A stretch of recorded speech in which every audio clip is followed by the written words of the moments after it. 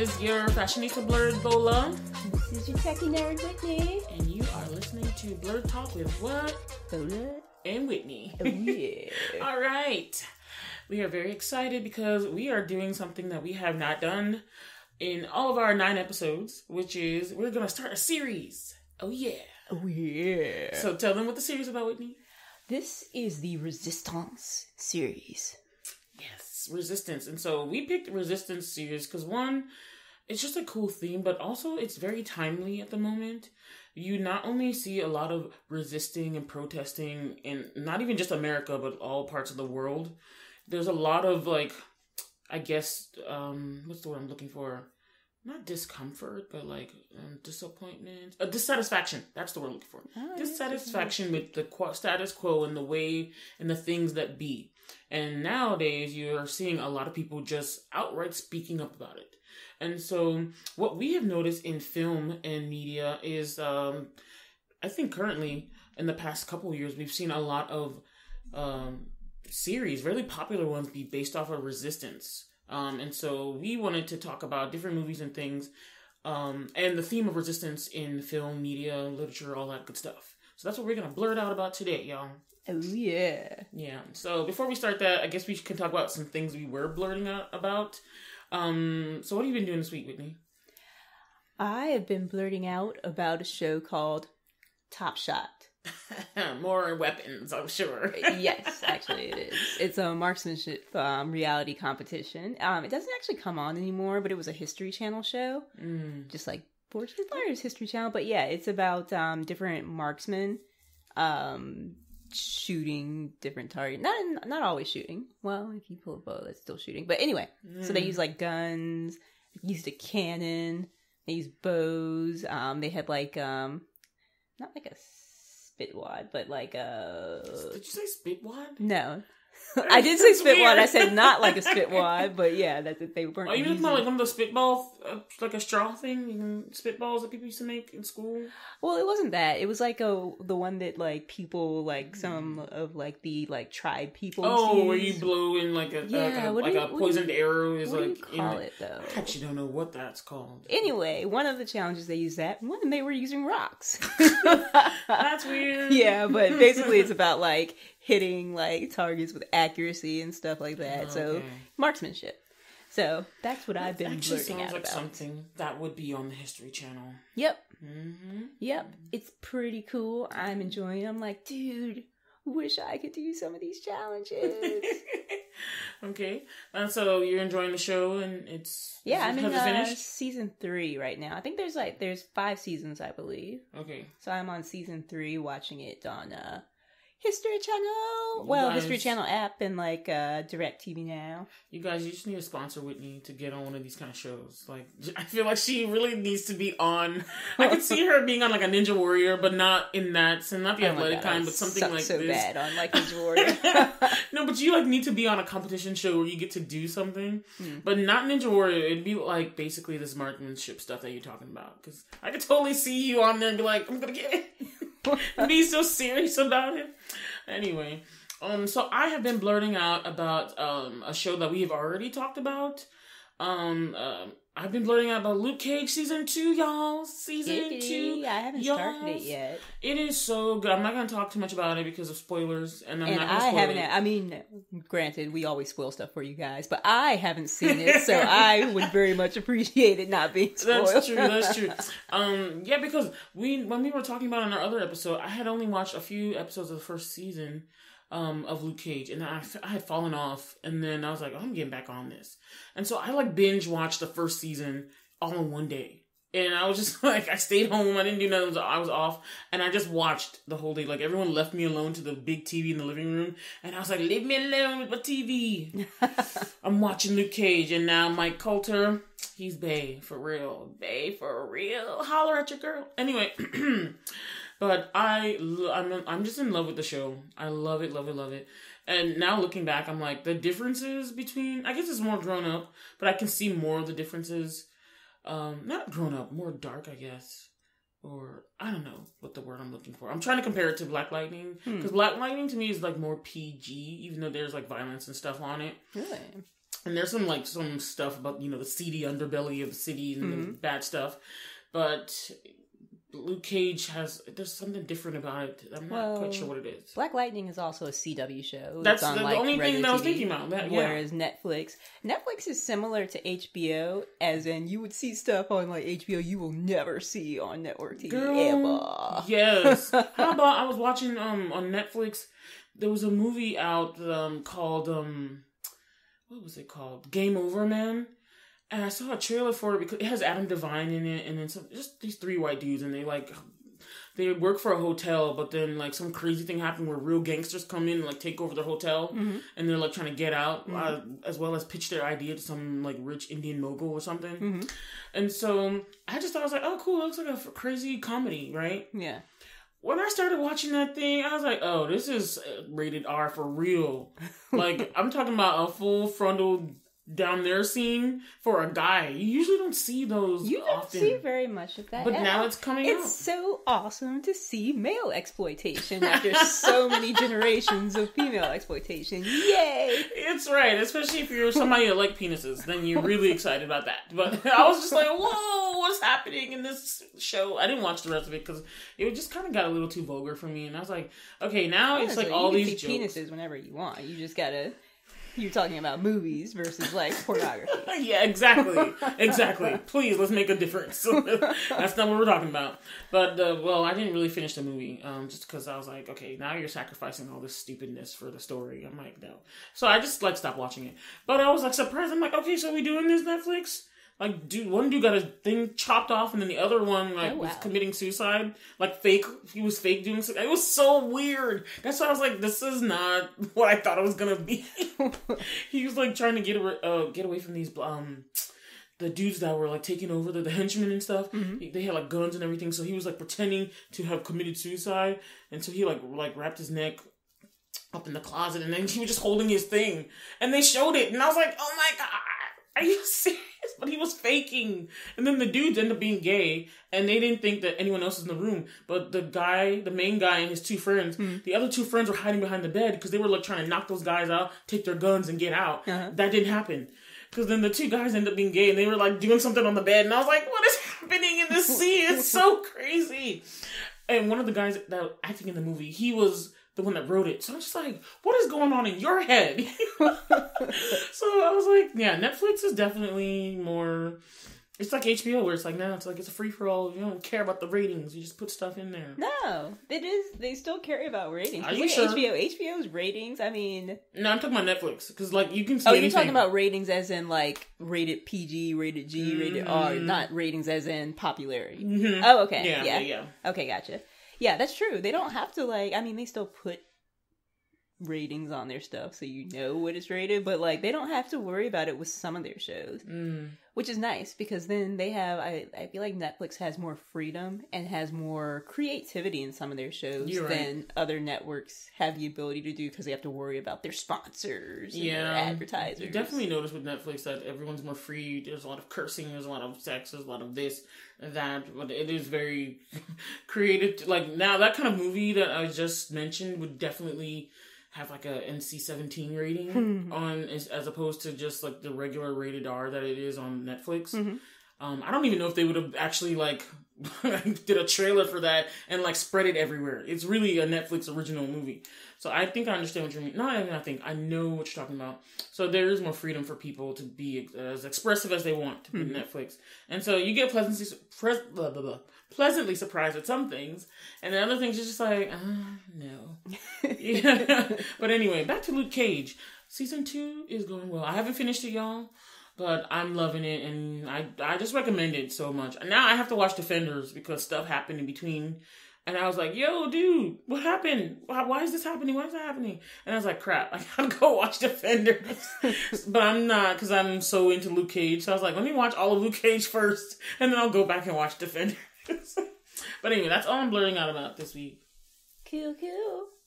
But did we even say what the first in the Resistance series is? Oh, yeah. Okay, so Dude, we totally forgot. Okay, we were all about the Resistance that we forgot to talk about. First part is V for Vendetta, you guys. Exactly. Which is a little late since we're about to go straight into V for Vendetta. But yeah, hey! This episode, Resistance series part 1, V for Vendetta. V for Vendetta was such a really, really cool movie. I remember it came out like...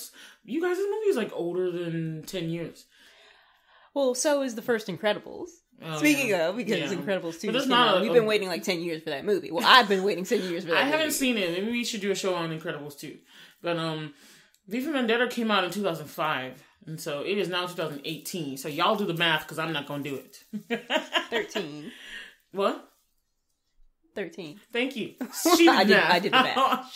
She's good at math. I'm not. So it's been a while since this movie had come out, but the weird thing is that the rhetoric and the words, I mean, that's one of the things I had noted when we were watching it again, because we wanted to review it.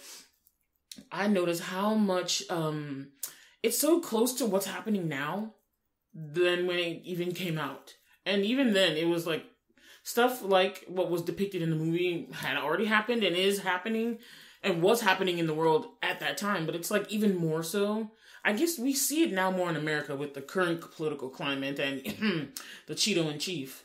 You just see the things that are depicted in the V for Vendetta happening. It really hits close to home. Yeah. And so I personally have been feeling like we need a resistance. Like, I don't know. I've been feeling like, because I am also joining in with the people who have been like dissatisfied with the way government is running and doing things.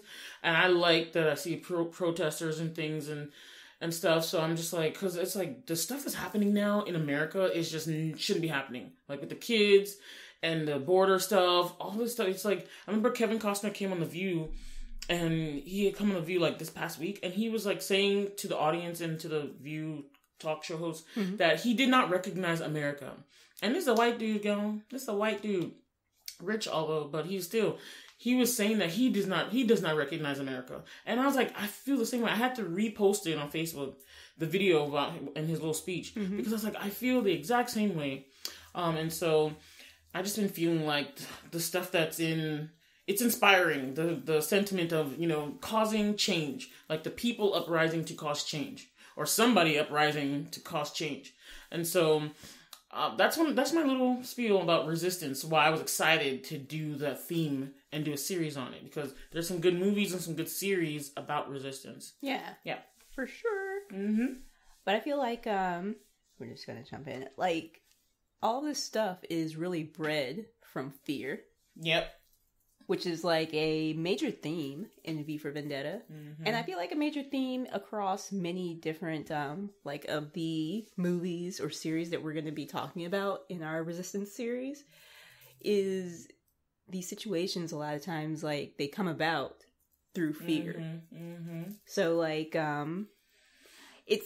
it's funny, we're probably going to talk about Star Wars at some point in our series, but like one of the Yoda I have to watch them all because I'm sorry, everybody in Blerding. Like any Star Wars, it's so sad. I watched the one Star Wars series that everyone hates. I watched she watched episode the prequels, 1, the ones that were done in the 90s or the early 2000s, and I was like, with little Anakin Skywalker as a little kid, and I was like, yes, I like this. Everyone's like, no, those are the ones that suck.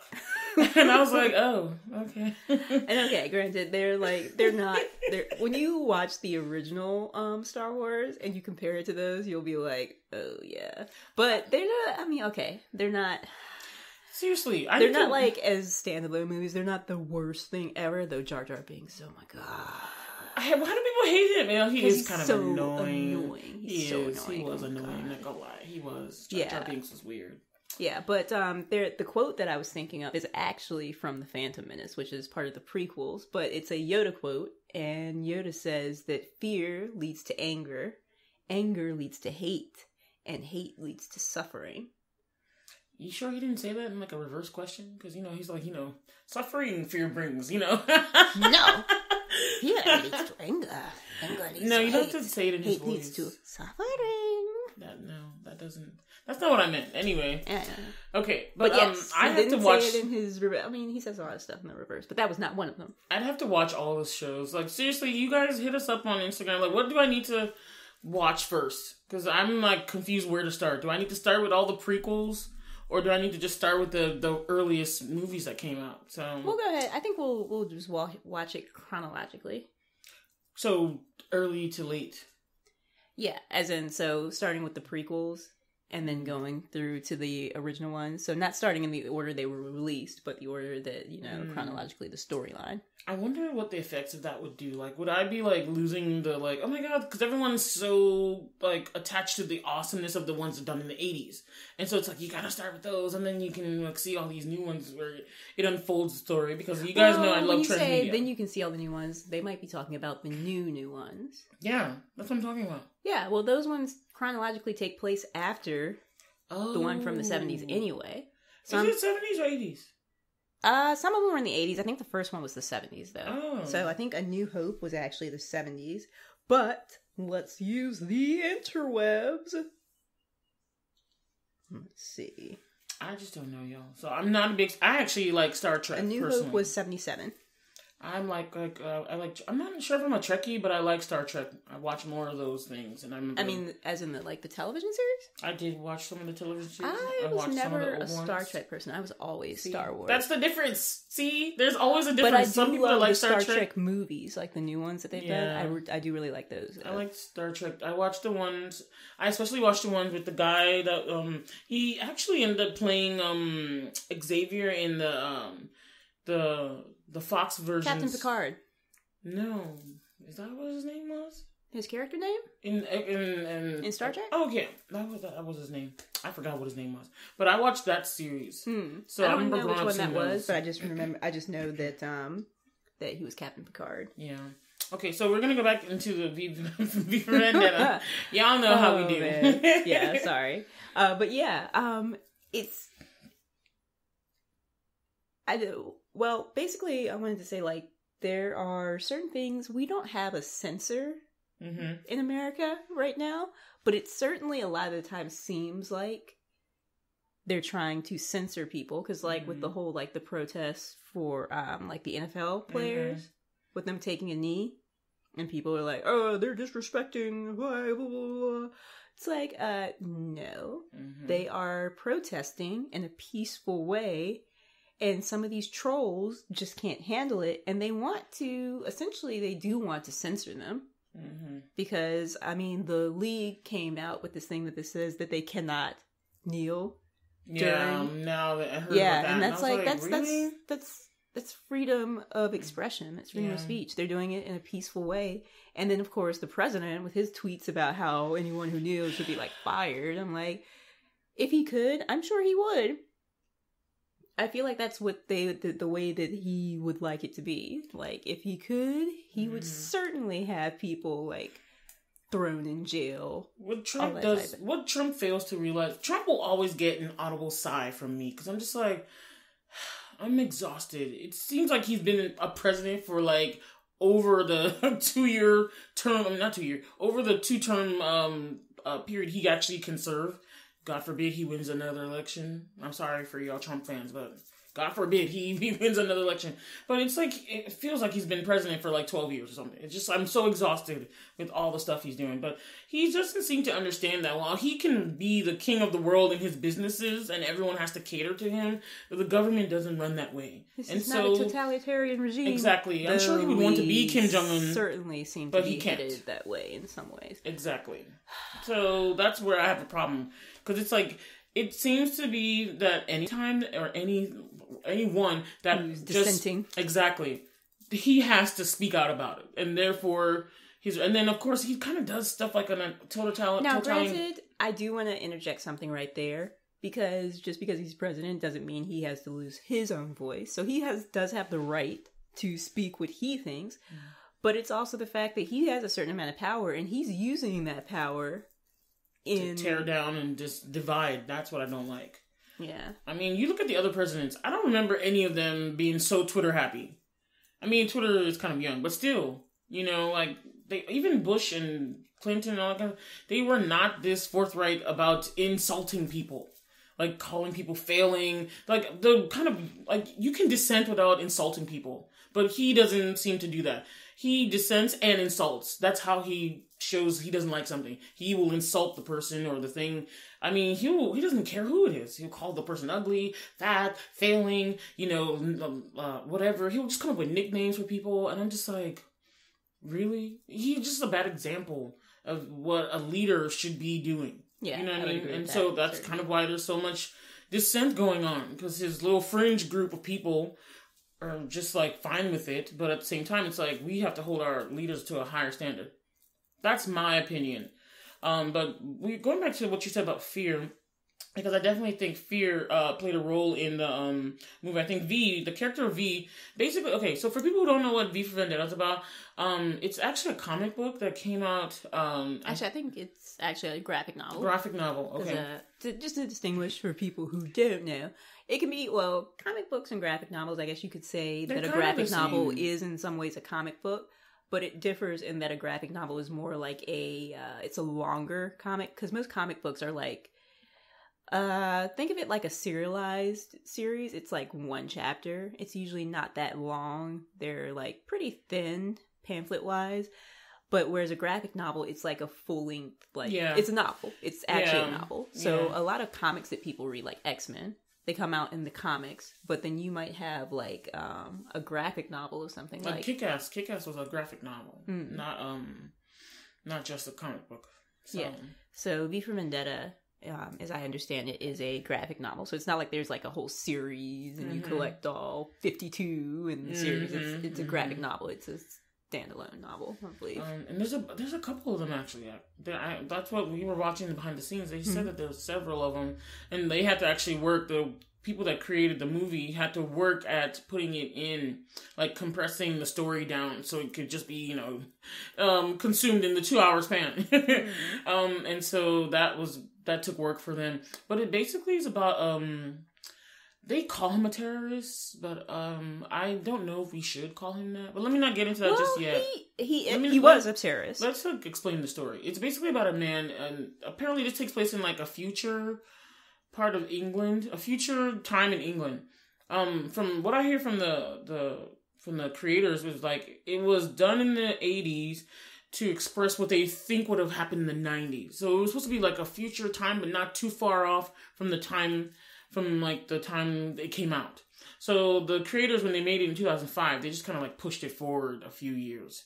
So let's say that it was a projection of maybe like 2020 or like 20. No, that's too close. From 2005, that's not too close. Yeah, let's say that could have been it. Like it was like from 2005 pushed over to like maybe 2020. So this is what would have been happening.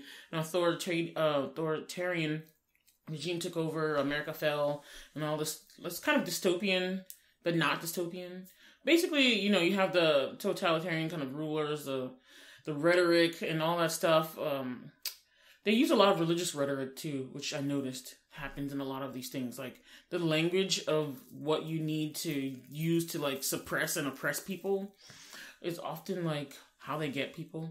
They use a lot of fear-mongering, fear tactics, and then you kind of see the same kind of storylines where it's like, just stuff is not happening, stuff is not right. People are living in fear, and so this one guy, inspired by a true life, a real life situation that happened 400 or so years ago, and it was about Guy Fawkes. Guy Fawkes was in England in the 1600s, and he wanted to blow up the Parliament building because he did not like how the government was running. Unfortunately for Guy Fawkes, they caught him and killed him and hung him. And there actually is a Guy Fawkes festival that still goes on in England today, which I thought was really interesting. Because I did not know that, even back then. But, so the guy who plays V, who's the main person in the movie, he, after experiencing a lot of trauma and all that kind of stuff, he also noticed that, hey, something's wrong with the government. Something's wrong with what's happening in the country. And so he takes upon himself to be the one to exact vengeance. I'm just joking. He does do that for his own self, but he really wants to inspire change. So he rises up to basically kind of finish what Guy Fawkes never got to do. Mm-hmm. So that's the kind of the premise of what's happening in V for Vendetta. Yeah. And I just wanted to make a correction. It actually started out, the comics were like released in 10 issues. Because, if anybody's familiar, like Shonen Jump, a lot of series start in that before they get their own. So I guess it was kind of similar to that. But you can get it in like a graphic novel now because they're all just together. But yeah, so V is he is complicated character. I like him because he is technically a terrorist. Yeah. But he's also a freedom fighter. But it's so funny because, like, in the, I guess it was the special features or whatnot, it said sometimes, one person's terrorist is another person's freedom fighter. Yeah. Hugo Weaving, who plays V, awesomely, called him a vengeful angel, which I really liked. Those words together. I was like, a vengeful angel sounds really cool. But yeah, it's like he does, I'm not gonna lie, he exacts revenge harshly. He kills and stabs, and grabs, pretty much. He's a complicated character, because he's very much, who I think of, now that I think about it? Killmonger. Ah, interesting. The end is very noble, but the means is not what and because of Killmonger's past, you can totally tell why he became twisted in a way, and you can same thing with V. No wonder he's likable. I liked V, to be quite honest. I really liked him. V was a very likable character. Killmonger, I would say, was a very sympathetic character, but V, you actually like him. Because you don't so much exactly like Killmonger. Yeah. You sympathize with him, and it's like, I don't really like Killmonger, but I did sympathize with him, because he just was like, he was rude. Like, Killmonger was straight rude. Yeah. He just rolled up in there and was like, I'm taking your seat on your throne. What's up, auntie? All this other crazy. He's just like, calm down. He's like, give me that suit. Burn all the herbs that turn somebody into Black Panther. I was like, dang, you just roll up in there. Yeah. And like, that's interesting that you mentioned that, because the part of the movie where V gives Evey the choice of whether he's going to actually blow up Parliament or not, I thought about how interesting that was that he passes that decision on to her. Yeah. Because it made me think of, I think it's in The Dark Knight Rises. They're talking about Commissioner Gordon. And about the fact they're trying to like get him to force him to retire or something like that, and they're like blah blah blah, but he's a hero, and he was like, yeah, he was a hero during war times, but this is peace. And it kind of made me think that maybe that was kind of V's thinking, that V was a man for war times, but the times that he's trying to bring about are like the post war times for peace, times for freedom. So since this is no longer his time, then the decision shouldn't be his. It should be the decision of someone who, he's trying to bring about this new world for, which Evey is part of that world. So he gave that decision to her. I thought about that same thing, but a slightly different take. I like what you're saying about it. But the reason why I had to watch that scene over again, because I was like, to me, it was like he had a character shift, because so Evie's the main girl in the story that he's kind of like, I guess he saved her from something bad that was about to happen to her. He saved her from the Fingerman. Yeah, and so like she kind of like stayed with him for a while, because she would have been like taken and stuff by the crazy government and everything, and so he kind of stayed with her. They developed a relationship, and he really liked her. But at the same time, she had mentioned again that she was so ruled by fear to him. She had mentioned it to him when they were talking and living together for like a while. And so she had even expressed that she wished she could be like V, who seemed fearless. But then V took upon himself to grab her and like simulate the same kind of torture that happened to him in order to break her fear. And I was just like, oh. And now it's like you have a dilemma, because it's like somebody's really torturing you just to bring about a change in you.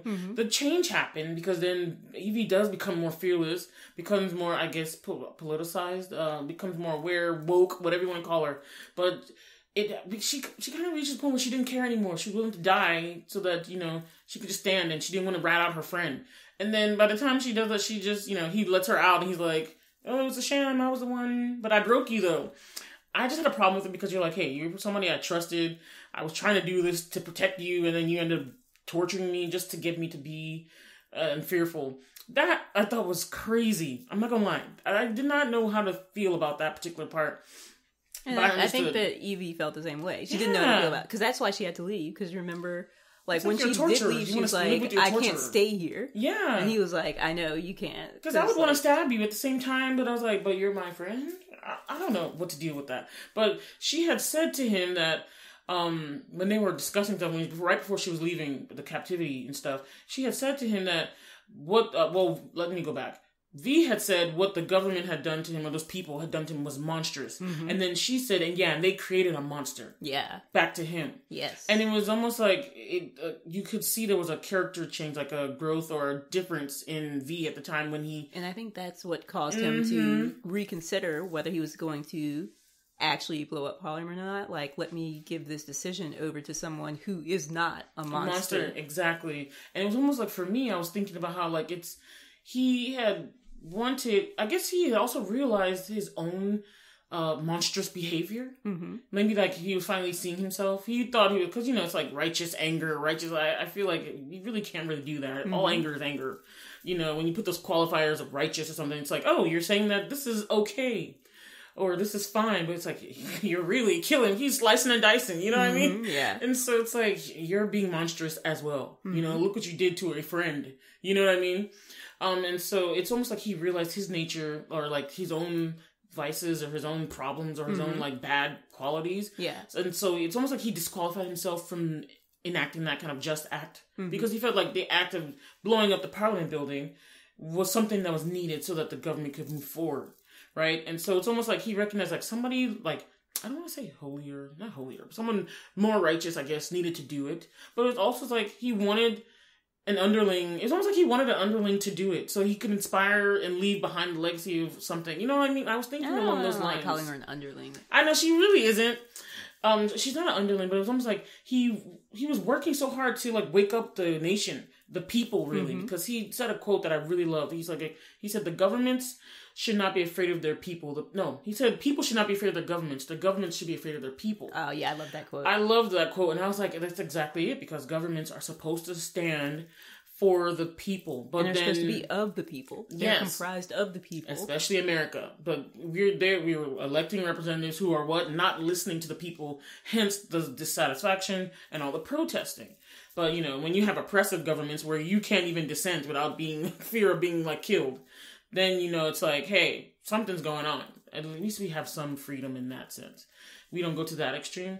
So to me, I was just thinking that, it's like he had done what he wanted to do, really, and inspired, because, she just like, I'm going to leave this choice to you. And she decided to go along with it. Mm-hmm. She didn't have to blow up the Parliament building, but she did. So it's almost like he's leaving something behind. Mm-hmm.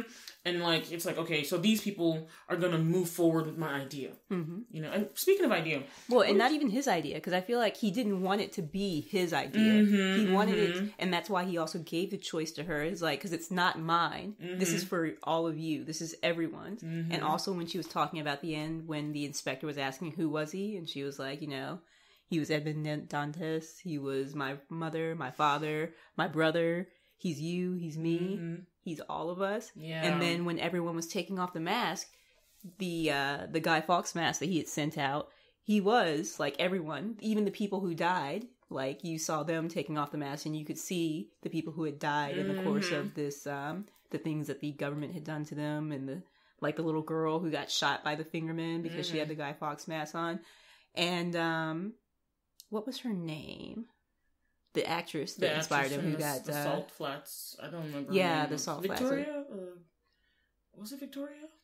Valerie. Her name's Valerie. Valerie. Mm-hmm. Her and her, like, her girlfriend or wife or whoever she was, they took off the mask too. Everyone who had died and been killed, like, at the end, when they took off the mask, you saw them as well. Yeah. Which was more symbolic, but not gonna lie, it confused me. Because I was like, why are they here?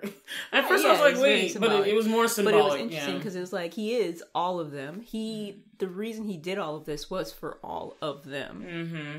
So I thought that was amazing, the way that they ended the movie with the, even the people who had died, seeing them under the mask. What do you think of what he says about ideas being living? Because there was an awesome quote that he did, that he said right before he killed, like, the last of his, Because not only was he trying of like the top people in the government. Yeah. So V was not only trying to like inspire revolution. Yeah.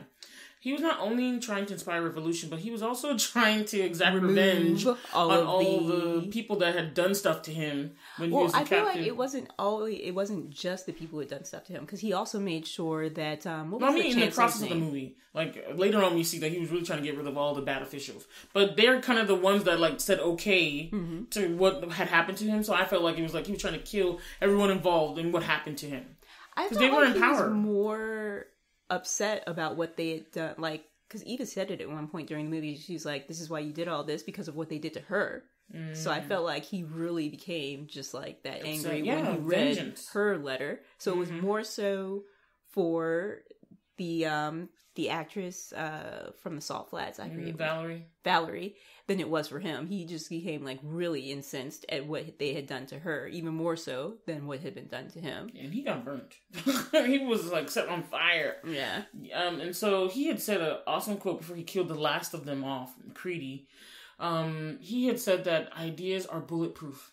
Yeah. And in the beginning of the movie, I had noted that they were talking about ideas being living. And so I just wanted to get into that because it's like, if you look at it, the Guy Fawkes idea had lived on because it's like, that's what he wanted to do. And then you see hundreds of years later, somebody used that idea and put it in a graphic novel. And then we see the movie today. You know what I mean? And so it's like, what do you think about that?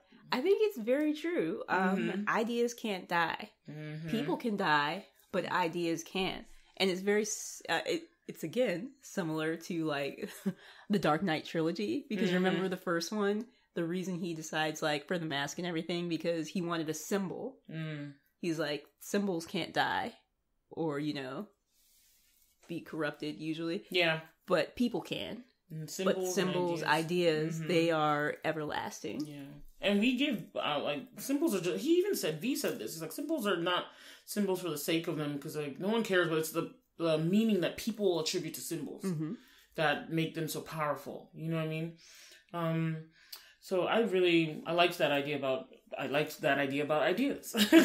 About ideas being living. I just thought it was so cool, because I was like, yeah, even the idea of resistance is always like, it comes up every so often. Yeah. Like governments change. You look at, there's governments, things shifting right now because of people's resistance to certain things, and the idea of resistance, really. The audacity of it. I wanted to come back around to one man's terrorist is another man's freedom fighter. Because I wanted to talk about another person from history. You think about Moses from the Bible, from the Old Testament. Because when you think about it, in the eyes of like the Egyptian people and to Pharaoh, he's a terrorist. But to the Israelites, he's a freedom fighter. Yep. He's the one who set them free. So it really is so true. Yeah. You can be both. It's almost like you have to. When you want to, like... not always, because when you think about, like, let's say, like, Martin Luther King, he's a freedom fighter, but he wasn't a terrorist.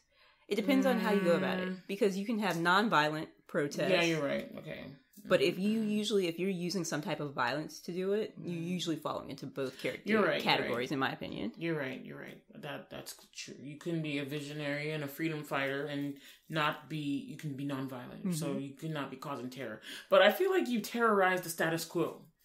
That's what I'm kind of getting at. Because it's like, the status quo is being broken down by your resistance. Yeah. Whether it be, by your non-action or your action. And the kind of action you do. You know what I mean? Interesting that you say non-action, because that makes me think of another point during the movie when V had broken into the not broken into, essentially hacked the public broadcast system. Yes, that was awesome. Talking about how, how did this all come to be? He was like, who's responsible for this? He was like, all you have to do is look in the mirror. He was like, you all did this. He was like, I know why you did it. You were afraid. And he was like, and so in fear, you gave this power to this man who abused it and was terrible and terrifying. And that made me think there's a couple of really good Ben Franklin quotes, essentially about liberty and stuff. And one of them is, Like, those who would give up essential liberty to purchase a little temporary safety deserve neither liberty nor safety.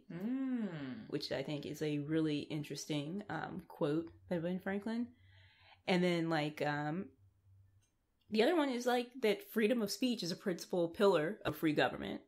And when this support is taken away, the constitution of a free society is dissolved and tyranny is erected on its ruins. Yep. And I feel like that's really important. And both of those are Ben Franklin peeps. Yeah.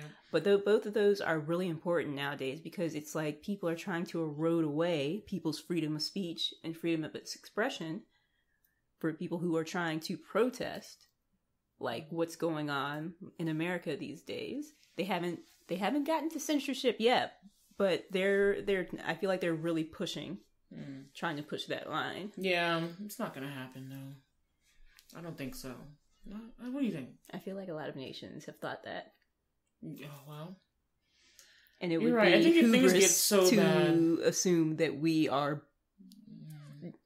somehow perfected from getting You're right. there. China did that with the Mao and everything. They just let all the freedom of... I don't know how they allowed it. So one would hope that would not happen here, but I think it would be really... It would be really just hubris to think that it can't. And I wanted to bring up another point, is that he focused on the power of words. One reason I love this movie so much, and I like V, the character, was because V was a cultured, educated, eloquent man, and his diction just had me all over the place. I was like, yes, because I love words. I'm very much a word nerd. Oh yeah, the beginning of the movie, words. you all have captions V's, to even. Oh my god, I just thought it was so cool. Vicissitude. I'm like, what? I was like, what is that word? And I'm vestiges of this, and I was like, oh my gosh, his little spiel, for him to memorize that and perform it. Kudos to you, Hugh Weaving, and plus, I love your voice too. But I love V for that because he was talking about the power of words. And then I remember I kept paying attention to the words in the movie. Like I really tried to look hard and I tried to listen to them and see what they were actually saying. But I remember in the beginning sequences where we see Evey and she's getting like ready to go out to meet some guy or whatever. And then the guy on the television was some like radical person, but he was basically there by the government to keep people in line. And he had this kind of really angry hate speech. And it's a lot of, I'm sorry to say this, but it is really similar to what's going on today, where I remember they were Prothero was like the media person. Yeah. The person in charge of keeping the government and the message that they're sending. Basically, he was their PR tool to keep everybody in line. He's like, this is how you should be thinking. Exactly. I think one of the creators put it as the speech against anything other than what they wanted. Yeah. There was a lot of like homosexuality, against the homophobia, Muslim, all this kind of stuff. One guy got killed because he had a Quran. They were taking away like people of color and anything that they thought was other. You know, and I just thought that was very interesting that they used that kind of language, because we kept hearing that nowadays. What do you think about that? Yeah, it's like exactly right on, because you look at now, like the bans on travel, essentially targeting Muslim people. Mexicans are rapists and drug dealers. Yeah, they've got the whole thing with the borders. They're trying to basically anyone. The lack of help for Puerto Rico. Whatever happened to them. The lack of acknowledgement about how many people really died, as opposed to what the government is holding on to, like, oh, only 64 people died. But Puerto Rico's like, actually, like, almost close to 4,000 died. So, it's just like, because it's Puerto Rico, you know? The terrorists, you know? It's crazy. So I was just, like, thinking about the word and the speech that they use. It was like, it's similar to like, even that of World War II in the Nazi era. And then I'm looking at it now, and then actually that whole thing of nationalism is growing in other parts of the world. That's how the Nazi Party started, nationalism. And Europe is doing the same thing. And it's not even just Europe, it's like everywhere. I remember I was shocked to see that even in South Africa, they were like killing other migrants from other African countries, like, because they thought a lot of Nigerians were dying in South Africa, and other West Africans were dying, because this was in the news recent, like in the past year, because they were thinking that, oh, these people are coming in, they're smarter, they're more educated, they're taking our jobs. And so that's why they were being attacked. The whole reason that like Trump got elected. And a lot of Africans were also dying in India because Indians were saying the same thing, that these other people are here and they're like want to take our jobs and do all this stuff. Because that's essentially like, Trump is like, America first. These other people, these immigrants, they're taking all of your jobs, and that's what a lot of people voted for him for. They're like, oh, economy, but it's like, oh, but you're not really I feel like you're not thinking this entirely through, because even though this one piece seems to be for you, look at everything else that he's for. Even you who are like voting for him, this is not, a lot of his stuff is not going to be beneficial to even you. Yeah. But just like they had Prethero stationed as their PR person, he is actually his own PR person because he constantly has rallies. Mind you, rallies for no reason, but just rallies to just touch base with the people so they can, I think it's hilarious how there was late night comedians, they like dissect the rallies and you just see he's actually like talking nonsense, but they're just like going along with it. Like the whole thing about Space Force. And you're like, that's not even a real thing. It's like, what is Space Force? But they're all like, somebody was interviewing people, The Daily Show. They were interviewing actual Trump supporters at the rally that recently happened. And they were talking about Space Force and he was asking them to explain it. None of them could explain it, but they were all like, oh, it's going to be good. And I was just looking at him like, no one knows what he doesn't even know what it is. There's no budget for Space Force. That's his like, his like spiel for everything. It's gonna be awesome. It's gonna be great. It's gonna be good. One dude was like, he had to admit that he didn't understand it, but he was like, if it's Trump, it's gonna be good. He just went along with the rhetoric of like, it's Trump, it's gonna be good. The party, like, I don't know what the word that they're using for it nowadays. I guess it's bandwagoning or something, but basically it's like, you're not even gonna like try to look at what he's actually saying. You're just like, it's Trump, I'm gonna go with it. You know what I mean? Bandwagoning, yeah, I think that's the word. And so I was like looking at that comparison was really like shocking to me. I was like, wow, this was like 10 years ago, over 13 years ago, but it's so close to what's happening now. You know what I mean? And I just thought that was interesting. Yeah. To point out. And I just want to say, like, even though like in V's speech, he was talking about, you can look in the mirror for who did this. I feel like it could be very similar to now, because maybe the people who like voted him in, because you think about it, like I didn't I didn't vote for him, but there were a lot of people who didn't vote at all. Yeah, and it's like you're still part of this problem because by doing nothing. Yeah, I remember Comey said on the Stephen Colbert show. Comey had said that because Stephen had asked him, "Do you think Trump should be impeached?" And then he's like, well, if he's done something bad, maybe. But he's thinking that if it doesn't come out that something bad was done, he said that, no, I think America needs to deal with what they've done. Yeah. He's like, I would agree. And Bakari Sellers said on the Breakfast Show that he's like, no, America has the president it deserves right now because of what it's done or not done. That's you true. Look at it, half of the people that could actually vote did not vote at all. So therefore, we have this person there. I'm not going to lie, the Electoral College helped him out because Hillary did have more votes than he did. 3 million more. Way to not listen to the people.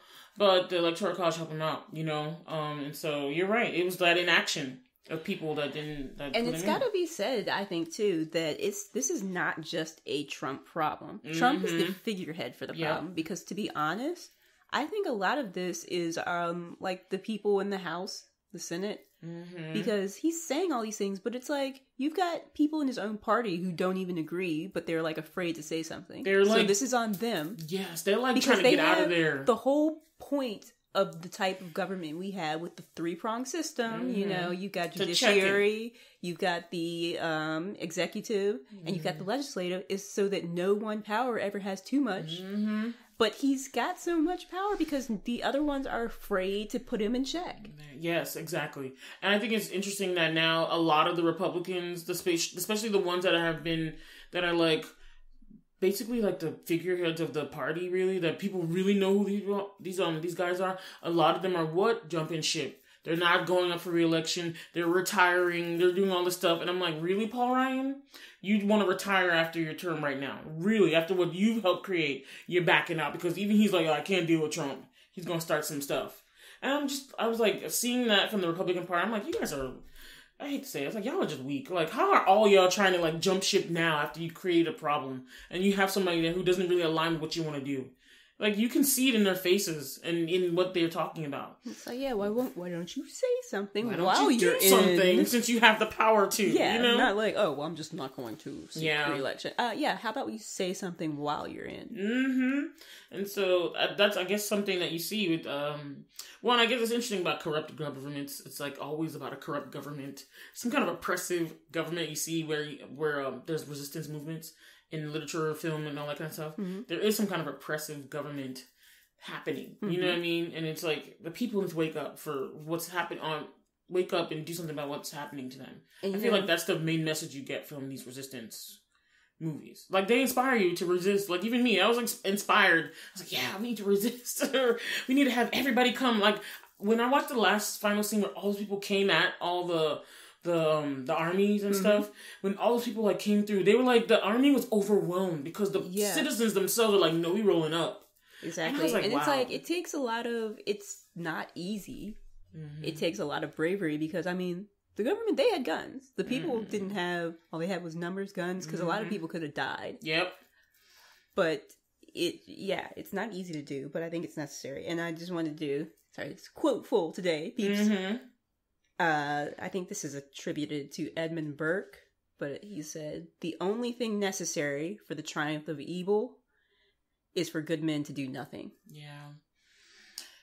I think the biggest, for today's world, because I don't think this was evident in V for Vendetta, but I think for today's world, it was more so for them fear of the unknown and all these terrible things that are happening, because just like our media, the stuff was going on in their world. I just want to interject, because the terrible things that happened in V for Vendetta, those were government created fear. They created that. I mean, not even government, because they weren't in government at that point, but they fabricated the situations that caused people to elect them, because they're like, before, no one would have guessed that he would have, like, he had, like, no chance of winning, which is actually very similar to Trump, because no one would have said that Donald Trump would have been elected, which now makes me, yeah. Well, no, not now makes me, because I mean, there's an investigation. We're going on to conspiracy there. But anyway, you know, there's a lot of people being investigated right now in regards to the 2016 election. So, I mean, you gotta think about it, because I think a movie, like, not a movie, but like the TV show, like Scandal, like, fits. The only reason he was in office was because, like, Liv and, like, the people on her team. It wasn't even Fitz, but it was the team that did it, and he didn't even know. So, I mean, it's possible, entirely possible, that Trump did not directly himself do it or was aware that it's do it, but it might have been the team behind him. But it's still, that doesn't mean. He's just audacious. You think he could be there. But anyway, let me not go there. I don't want my Trump hate to come out. But what I was saying was that for the V for Vendetta world, it seems like you said, government created, media fabricated fear. And things made everyone. Well, yeah, the media did fabricate some stuff, but the original situation, they created the virus and released it on their own people in order to make people afraid enough to vote for this person who's like, I have the answers for you. This is how we. Yeah, so I'm getting at that. Fear was their main impetus for, like, putting those people in power and stuff. And so it's like fear is what is the main enemy of the resistance during that time for V for Vendetta. But today, I feel like the main enemy of resistance, of the power of resistance, is apathy. I feel like for today's world, apathy, because if you just look at things, it's almost like people are just like so, involved in their things and their smartphones and themselves, that it's just like, it's very easy nowadays to get into a I don't care mentality. I mean, look at what happened with Melania. She went down there to see the children and all that kind of stuff at the border, and then she ended up wearing a jacket that says, I don't care, do you? You know what I mean? And I just looked at it, I was like, that's apathy. You know what I mean?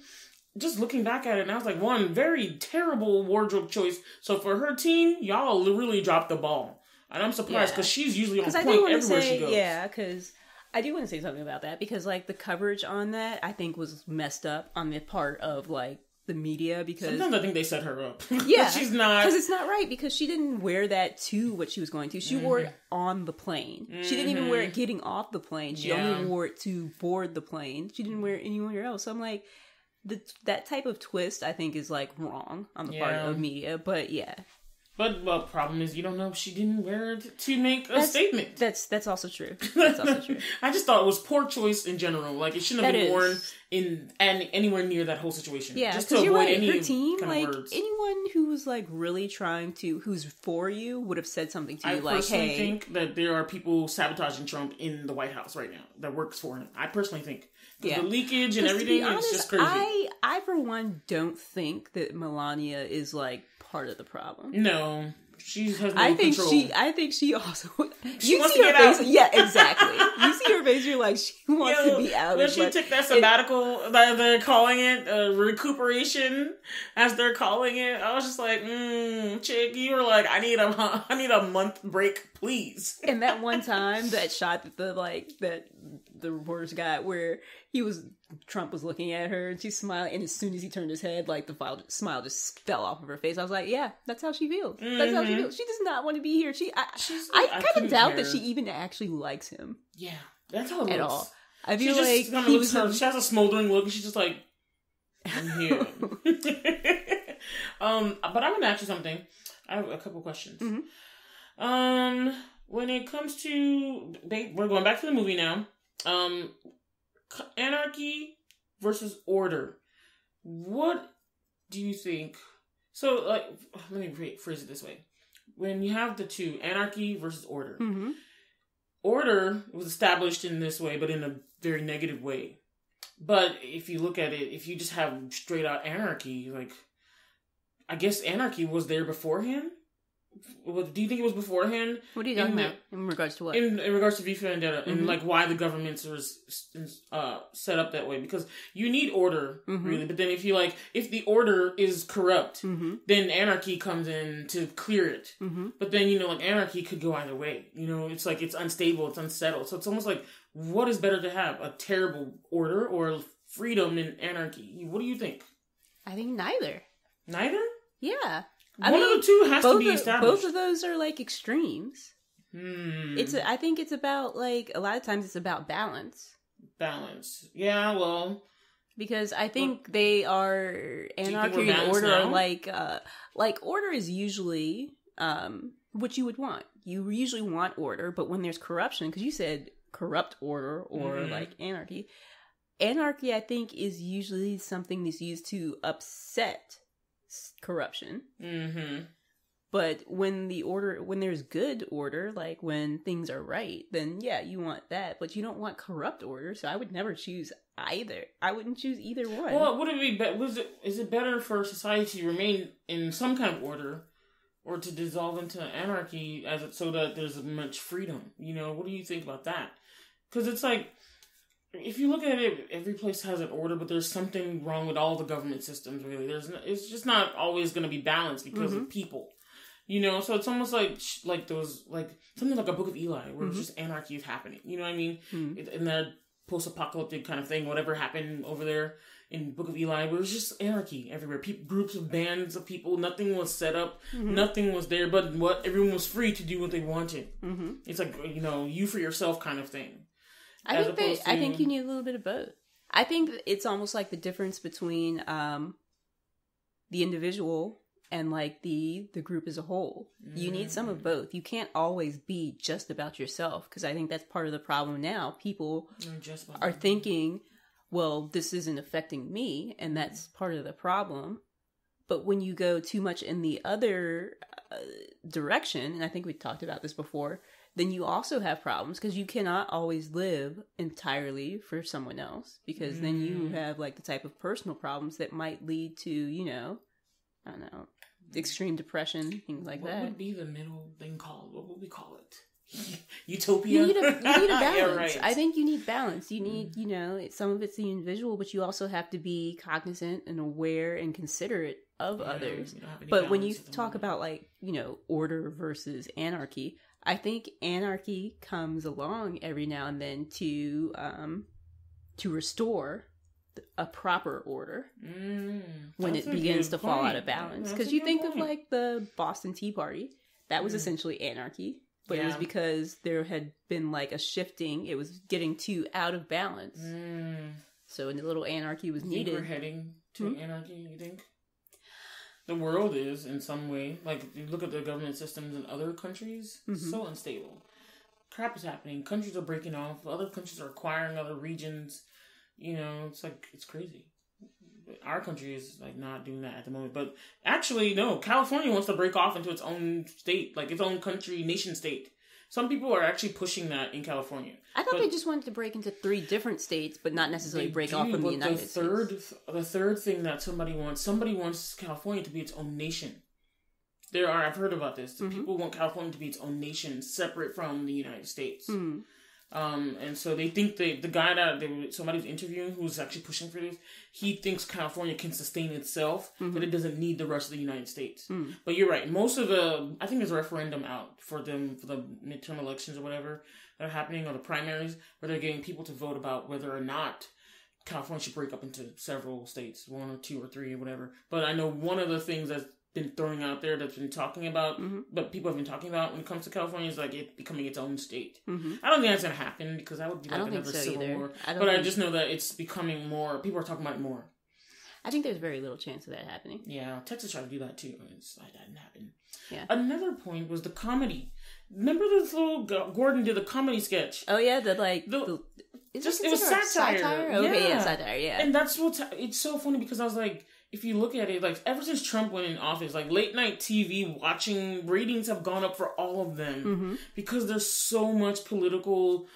Trump provides a lot of comedic fodder for them. You know what I mean? Like, it's just goldmine. I watch every night and I'm always amused. I've watched several different Jimmy Fallon, Seth Meyers, Stephen Colbert, and Trevor Noah. All these people, they so much is coming out of it. But if you look at it in V for Vendetta, it's like almost like the comedy. It was like the reason why the guy who was on the show, Gordon, had gotten killed is because he even dared to make fun of him. You know what I mean? But it was almost like, there's a lot of truth in comedy. You know what I mean? I remember the girl, Evey said, writers or artists create lies to tell the truth. Yeah. As opposed to the governments who create, in telling the truth, actually tell lies or something. She reversed it in some kind of way. But the first part really said something to me because I was like, that's happening right now too. I think that the fact that they had that little scene was very, very cool because it's like when you get to that point, it's like the comedians actually like, a lot of people listen to the late night comedians and it's almost like they get their news from them as opposed to from their actual news. And then they listen to that and it's almost like it's telling them what to think or like hinting at like, hey, something's wrong with what's happening. Yes. Artists use lies to tell the truth. Politicians use lies to cover the truth up. Oh, that's what it was. Yeah, that's what it was. So I thought what did you think about that point? I thought it was very cool that they put that in there because it was, again, eerily similar to what's happening now. Yeah, I totally agree with that because, I feel like that's the power of like creatives and that's why like artists of all different types, I'm not just talking about like, Painting, graphic artists, fine artists. I'm talking about musicians. I'm talking about writers, all those. Artists are essential to liberty, to telling stories, because, people aren't always going to be open to the truth presented just like so blatantly. Sometimes you need to tell someone a story so that they understand where someone else is coming from. Sometimes it's hard for people to be sympathetic to a cause until it's presented in a story that they can digest more easily. You watch a movie, you watch like a television show, and you feel for these characters, and then you can become more sympathetic to their plight as opposed to just like seeing the news and seeing things happen to people and you're like, yeah. Or in the way of comedy, it's almost like the guy Gordon, he was resisting he had a bunch of I guess contraband items in his house. Like I remember the book The Quran was in there. Yeah. And she was like, everyone was like, you have this? You can get in trouble. And he was almost like, I dare them. He's like, I'm gonna have these things. And also V had a bunch of things that were like of the old world, but they were like things for free thinkers, things that, it was just basically they had those things. And it was like, she was like, oh my gosh, if they see you with all these things, you're gonna get in trouble. You know what I mean? So it's like, in a free world, you should be able to have these things, But he was like, "No, I'm ready. I'm ready for this." It's almost like he knew they were gonna come after him. He was like, maybe he came to the point where he was just done. Yeah, I think. But I feel like he didn't know how bad it was gonna be. Yeah, I don't think he knew he was gonna die. He should have. Well, no, he didn't. He didn't anticipate them finding that stuff. He knew that there would be fallout for the satire, but he was like It was because they found his like contraband that he was killed. Yeah, because that's what he said. He was like, he would have probably been taken to jail or something. But when they found the Quran, they executed him. Yeah. Okay, my last two questions before we can wrap up are kind of questions I'm gonna ask about all the resistance things that we look at, because if you look like this is an action film and there was a lot of death, right? There's a lot of hardship. The first question I'm going to ask is, to eliminate fear, do you think hardships have to be there? What do you think about that? Because I feel like in all the other things we're going to study and look at, there's a lot of hardships that happen, and it's a lot of overcoming to happen. And, when you have to overcome something, you are usually fearing something. You know what I mean? I think that you do have to have some type of hardship to overcome fear. There needs to be, I feel like it's almost like metalworking or forging something. To create the strength, you have to keep molding it. You have to keep bending it. You have to keep hammering at it. So this is all a lot of pressures that are applied. So you need these pressures for the end product, which is this thing that is going to be... The Bible talks about that too. About persevering through hardships and then coming out like a diamond. Yeah, exactly. Diamonds are formed by intense pressure. You don't come there just ready to go. You have to be formed. Okay. And then my other question is, do you think resistance automatically means death has to occur? To resist means death has to occur. I do not. But I feel like in certain circumstances, in certain situations, you have to be prepared to die. Because you look at in V for Vendetta, Evey, when the reason V stopped, well, one, she had two ways he would have stopped. If she just gave in and gave him up, he would have stopped. But the reason he stopped, the thing that he was really going for, is the elimination of fear. When she no longer feared death. And I don't feel okay, maybe not to say no longer feared death, but when she believed something was more important than the fear of death, was when he was done, when he knew that she had overcome that terrible fear. Because fear serves a purpose, but there's a certain point when you cannot be ruled by fear over other things. So I feel like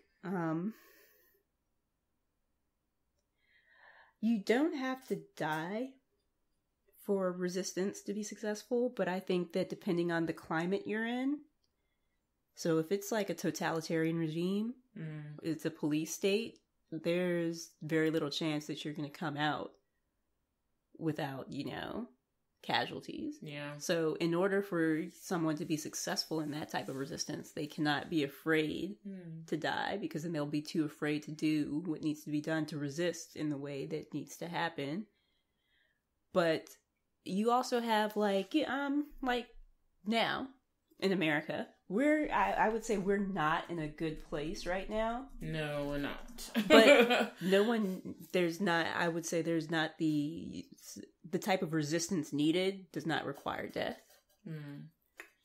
You get to some place for example, Egypt, when they had all that unrest. People did die though. They did, but I'm saying that's not our situation.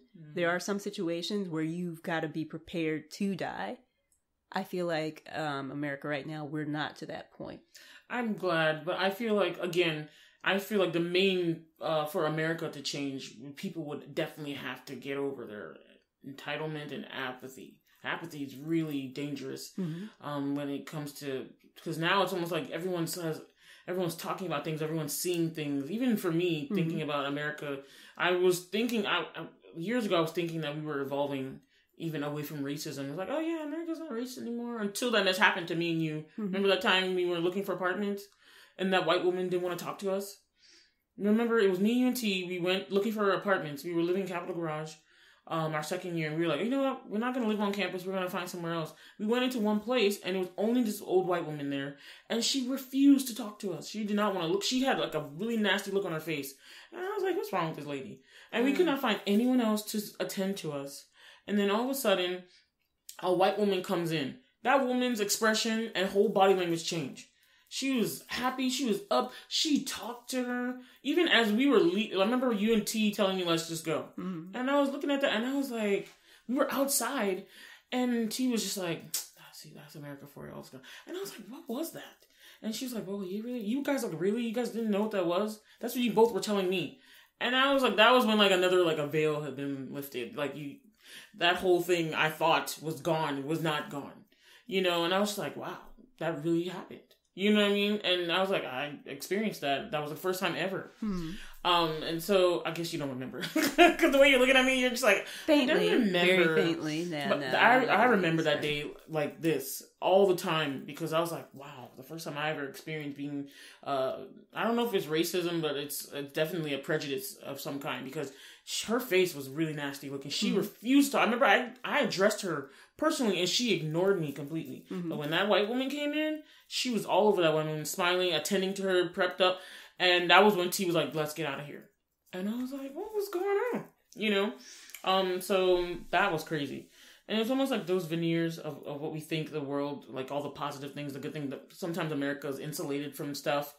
But now it's almost like we're kind of now seeing the rot that's happening in America from, I guess,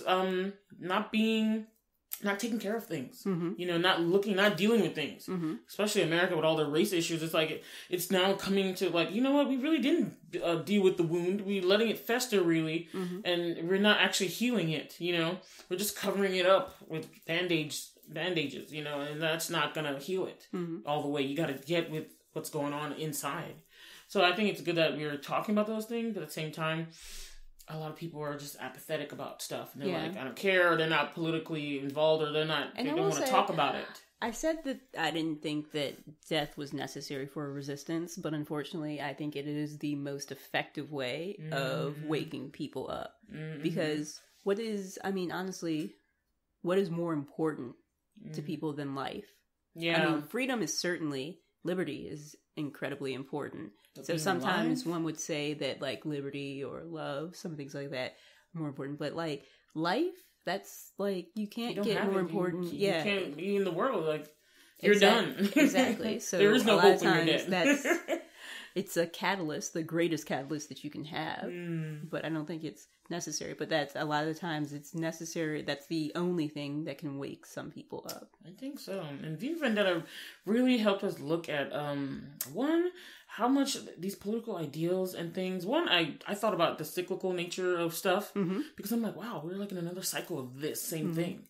And then two, just about what it means to resist, what it means to be politically awoke, what it means to be engaged and in your country and what's going on, and thinking about your ideals and stuff. And so I really liked watching V for Vendetta again. Yeah. In light of what was happening. So exactly. Guys, we had like a deep conversation. Yeah. So let us know what you guys think about our many questions and the different topics. We really want to hear from you guys. So email us. We're gonna let you guys know all that stuff at the end of this episode. But we want your feedback on this particular episode. Anything else, Whitney? I think that's it. All right. Bye, everybody. Bird out. Bye, everyone. Enjoy your summer. It's hot. Oh, yeah. Thanks for listening to our podcast. Please subscribe to our show on whatever podcast listening app you use and share the show with other Blerds and non-Blerd family and friends. And if you like our episode, please rate and review us on iTunes.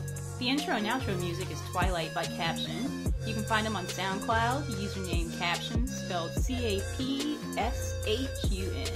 The show notes are by Bola, Hanson, and the audio engineering is by Whitney Booker. And you can contact us by email at blerdtalkbw@gmail.com. And also, don't forget to get social, you guys. You can find us on our social media at Instagram and Twitter, with our @handle being @blerdtalkbw. And we've got our individual things going on too, y'all. So you can find me, your Blerd Fashionista, on Instagram and Twitter at BolaStoryB. That's B with 2 E's like the insect. And I've got my own personal YouTube channel, just Bola Sade. That's BOLASHADE. D as in dog, E as in elephant. And this is Whitney. You can find me at my company, Luminavi Studios. The email address is wit@luminavi.com. That's WHIT@LUMENAVI.com. You can also find me on Twitter at Luminavi Studios.